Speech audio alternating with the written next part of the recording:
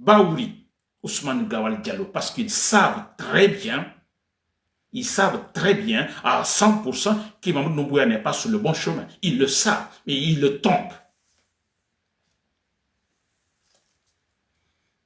Comment peut-on parler et comment il peut parler ce monsieur? Comment peut-il nous dire qu'en Guinée, Mamadou Doumbouya, effectivement, est exemplaire, n'est-ce pas, en faisant des réformes politiques démocratiques, des réformes de liberté, il le dit.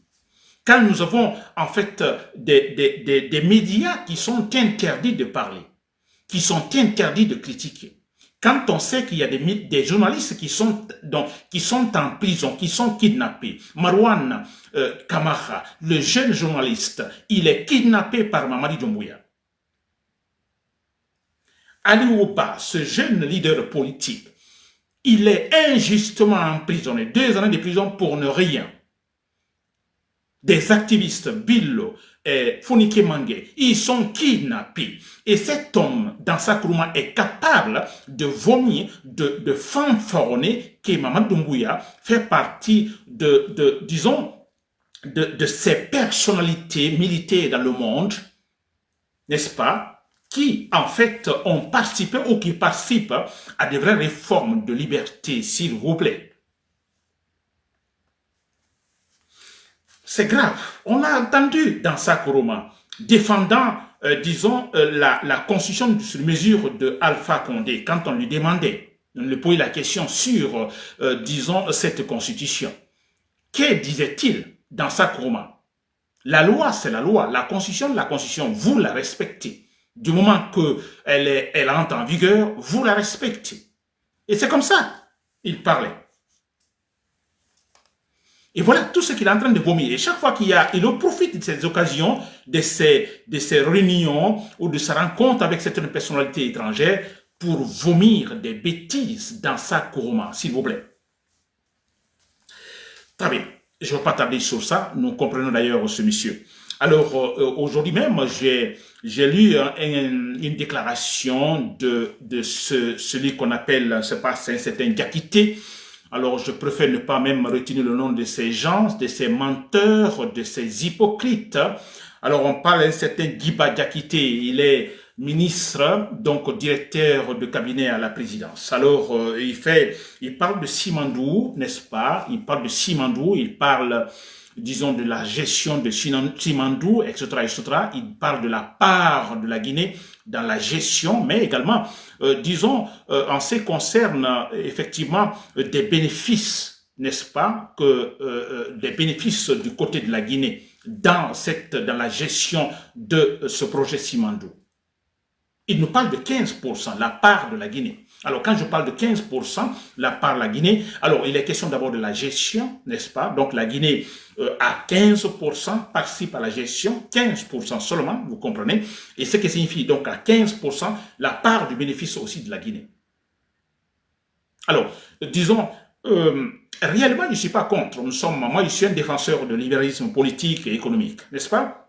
Alors, dans le libéralisme économique, nous le savons tous, nous avons des entreprises, la gestion, comment les entreprises sont créées, la gestion, par exemple, je prends une société anonyme, vous comprenez, il y a le jeu des actions. Alors, le citoyen ou l'entreprise qui a plus d'actions, ou disons, l'économiste ou le patron ou cet homme ou ce citoyen qui a plus d'actions, donc dans la société, alors voilà, il gère, il est donc le président, on dira directeur général, alors parce qu'il a plus d'actions dans la société, donc il gère et il a plus de bénéfices aussi. Donc je ne suis pas contre, donc qu'on parle de 15%, etc., etc. Franchement, je ne suis pas contre.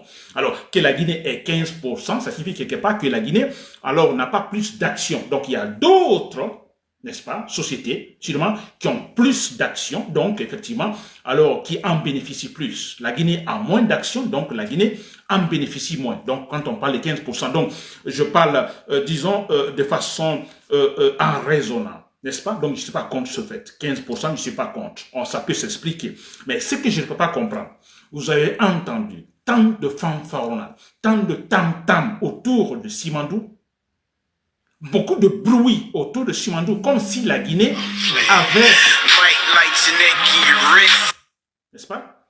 tant de tam-tam, tant de bruit, comme si la Guinée avait la plus grande part également dans cette situation de bénéfice ou de gestion. C'est-à-dire que la Guinée, le gouvernement guinéen a plus donc d'actions dans cette situation, dans ce projet Simandou. Mais c'est vrai, beaucoup de bruit, vous avez entendu, beaucoup de bruit, beaucoup de tam-tam, ça fanfaronne par-ci par-là, ça chante Simandou 2040, Simandou par-ci par-là. Mais quelque part, on s'est dit, ah, mais c'est important.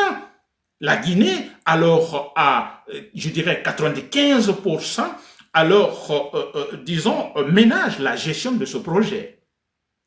Et finalement, ce n'est pas le cas. On n'a que 15%, la part de 15% seulement, s'il vous plaît. C'est de l'arnaque, c'est une foutaise, du populisme, de la démagogie.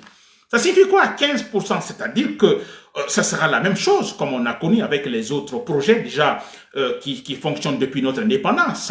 Qu'est-ce qu'on gagne? Absolument rien. Ce sera la même chose. Alors, ils font des tam-tam, tout ça, c'est purement politique pour qu'on puisse alors supporter Mamadi Doumbouya. C'est tout, pour qu'on puisse effectivement valider leur présence ou disons leur maintenance au pouvoir. C'est tout ce qu'ils cherchent. C'est honteux, n'est-ce pas? C'est honteux. Le dernier élément, cher compteur guinéen. Alors, je vais parler également, disons, de la constitution de Mamadi Doumbouya. Ils ont élaboré une constitution. Ils ont leur constitution, parce que nous ne connaissons pas cette constitution, nous ne connaissons pas la présidence de Doumbouya ni rien, mais bon voilà, j'explique les faits.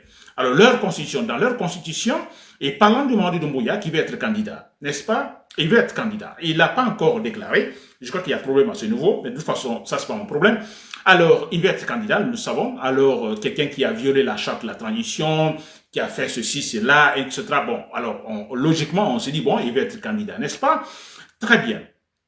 Alors, mais qu'est-ce qui se passe? Dans cette constitution, il y a un article, l'article 10, portant sur le statut des militaires. L'article 10, portant sur le statut des militaires. Et là, il est dit très clairement que les militaires, vous ne pouvez pas vous jeter dans les activités politiques pendant que vous êtes en exercice. Vous êtes militaire, n'est-ce pas? Vous ne pouvez pas faire la politique. Pas d'activité politique. Alors, si vous voulez faire de la politique, alors vous démissionnez de l'armée. Vous démissionnez et là, vous pouvez le faire. Vous ne pouvez pas être candidat aussi, n'est-ce pas? Alors, vous démissionnez. Et on part même de 3 mois avant, par exemple, les élections. Donc, vous présentez votre candidature. Déjà, vous avez démissionné de l'armée. Ce point est très important, l'article 10 portant sur le statut des militaires. S'il vous plaît. Alors, parlant de Mamadi Doumbouya, vous l'avez compris, c'est très clair, ça ne peut pas nous étonner qu'ils violent cette constitution, leur propre constitution à eux, n'est-ce pas? Ils ont envoyé la charte de la transition, c'est eux qui ont élaboré la charte, ils l'ont trahi. Alors maintenant qu'ils trahissent également, disons, la constitution, leur constitution à eux, mais écoutez, nous, ça ne nous surprend pas. N'est-ce pas? Mais nous notons ce fait. Vous, les Guinéens, vous qui les supportez, vous qui, je ne sais pas pour quelle raison, vous qui les supportez, bon là, vous êtes témoins. N'est-ce pas? Mamadi Doumbouya ne peut pas être candidat. S'il veut être candidat, il démissionne d'abord de l'armée. N'est-ce pas? Et si les élections doivent donc se dérouler au mois de décembre, donc disons dans 2 mois, alors on peut dire également que pour Mamadi Doumbouya c'est trop tard, parce que selon leur constitution, un article, donc un élément dans leur constitution, 3 mois avant, et 3 mois avant pour Mamadi Doumbouya c'est trop tard, parce qu'il n'a pas encore démissionné, il n'a pas déclaré qu'il sera candidat, donc c'est trop tard selon leur constitution, s'il vous plaît. N'est-ce pas? Très bien. Alors, pour terminer, je reviens sur Dansa Kourouma quand il parle du rôle des militaires. N'est-ce pas? Dansa Kourouma. Il est clair que les militaires, je le dis toujours, les militaires jouent un rôle très important dans l'établissement de la démocratie dans un pays. Et je peux donner l'exemple, par exemple, disons, au Ghana, n'est-ce pas? Et dans beaucoup de pays européens également, passés par des militaires. En Amérique latine, par des militaires. Ça, c'est vrai. Dans sa Kourouma. Mais dans sa Kourouma, je crois qu'on est d'accord sur un point. Hein? Vous et moi, nous sommes d'accord sur un point. Il faut l'action des militaires. Vous le dites. Les militaires qui seuls peuvent permettre effectivement,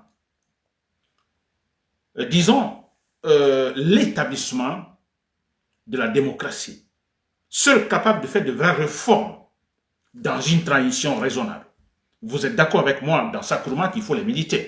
Le problème, c'est que ce ne sont pas tous les militaires qui sont bien. Il y a des militaires qui sont ambitieux alors qu'ils ne viennent pas pour des réformes politiques et se retirer. Des militaires ambitieux comme Mamadi Doumbouya, n'est-ce pas? Lui, il ne vient pas pour des réformes politiques. Il nous a menti déjà. Il a violé la charte de la transition. Donc, Mamadi Doumbouya ne fait pas partie de ces militaires qui sont capables, effectivement, de respecter leur engagement. Comme on a vu dans beaucoup d'autres pays, vous le dites dans Sakuruma. Mamadi Doumbouya ne fait pas partie de ces gens. Il ne l'a pas fait pendant 4 ans, il ne peut pas le faire, il ne pourra pas le faire. Maintenant, il se bat. Pourquoi? Après avoir prostitué, ou plutôt, disons, créé une constitution sur mesure, il veut maintenant se maintenir là pour toujours, dans Sakuruma. Penses-tu ou pensez-vous dans Sakuruma que Mamadi Doumbouya peut le faire comme Gerald Rawlings l'a fait au Ghana? Jamais. Et comme c'est un mauvais militaire, il ne fait pas partie de ces bons militaires qui ont réformé, qui ont fait de vraies réformes politiques, démocratiques. Comme Mamadi Doumbouya ne fait pas partie de ce groupe-là, alors dans Sakuruma, qu'il faut-il maintenant?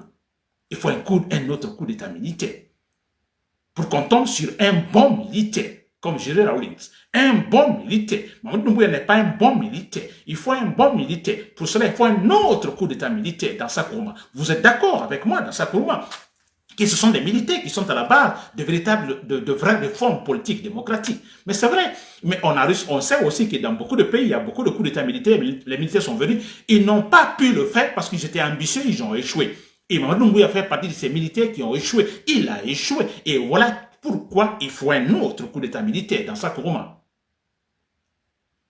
Et là, je dis, je suis optimiste à 100%, comme toujours d'ailleurs, que le prochain militaire, il sera le bon militaire, le patriote, l'homme qui, effectivement, permettra à la Guinée de faire de véritables réformes politiques démocratiques.